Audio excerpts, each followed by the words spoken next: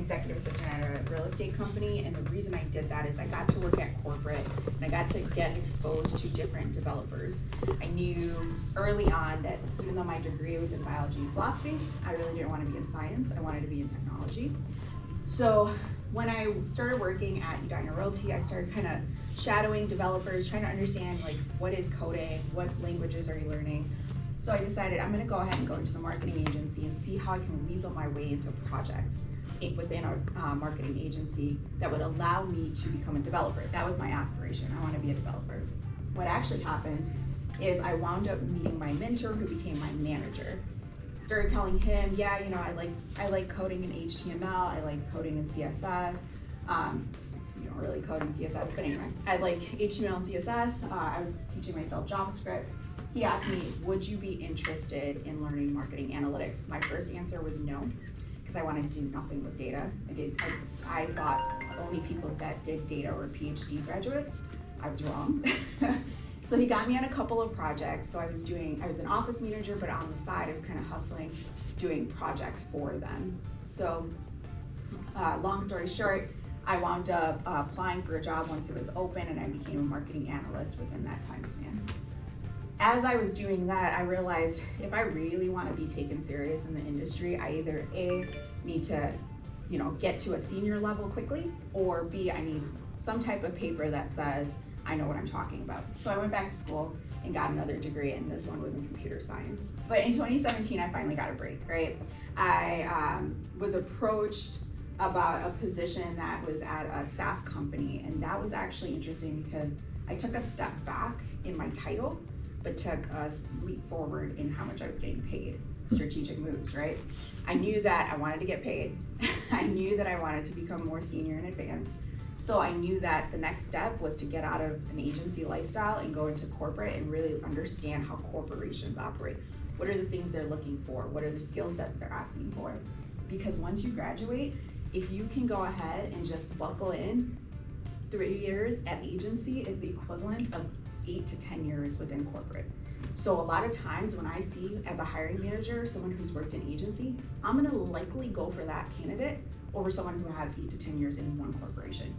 Maybe you're gonna learn some of the things I do right now and you're like, hey, that'd be kind of cool, I wanna play around with it. I know they don't wanna do it, I'll set it up for them. Now you have access to someone else's data and you can start to build out your resume.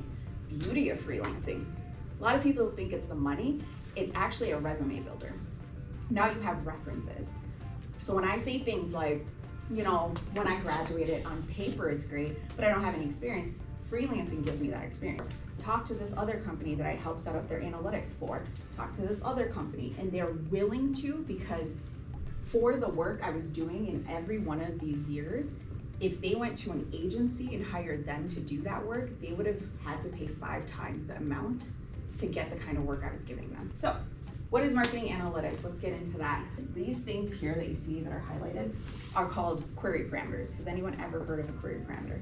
Okay, good. I got one nod. Anyone else? All right, cool. Let me tell you. Anything after a question mark is a query parameter on a URL. So here's your URL. This is the website itself.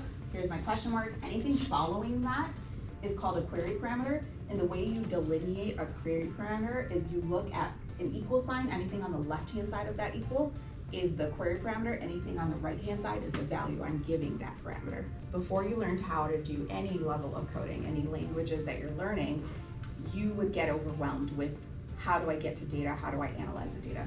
My role at Square is to provide you solutions where you don't need to know all that back-end stuff I just went over. You just need to know, this is the thing I want to answer, here's how I click and answer it and create these visuals and answer my questions. So I have to do a lot of user research to figure out, well, what's the easiest way for you to use my tools and how do I make it easier for you to use them? Then there's hypothesis building and prioritizing. That means after I've researched, I've talked to each one of you, I start to build a hypothesis of here's the areas where I think people are frustrated that I can help them and really prioritize, okay, how am I gonna deliver on those projects? If you have something like on paper that shows you've done it, here's the reason why, is that the open source is go at your own pace, right? Mm-hmm. No one's shoving you, no one's forcing you to do that. What I've found is that people who tell me, hey, I used Udemy, or I did Coursera, or any one of the like cheaper options or even free options, when I test them, so a lot of tech companies now test your skills. I should have mentioned this earlier.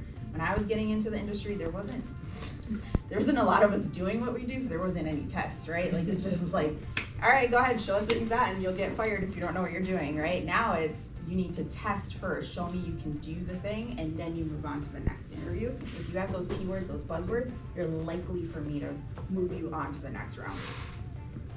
So, any other questions?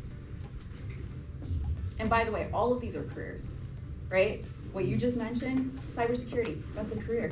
It's because we've gotten to the point where I was talking about, technology's everywhere. You're not gonna hide from it. You might as well learn something, a language of some sort. Companies store so much information about you in their databases, in their systems. And so when a malicious attacker comes into the system, they're able to get so much information, your social security, your credit card numbers, your address, your phone number. So companies are realizing that just hiring a cybersecurity team is not enough. They start to freelance out to other people. So like what I was saying about Apple's like, if you can break into our system, we're paying you for that, right? Like if that goes into effect, it's too little too late, right? Like you have to have systems in place when it goes into effect. Okay, awesome. This is great. This is great. Thank you for all the good questions, guys. Hi, I'm Lydia Habte, Technical Program Manager at Square.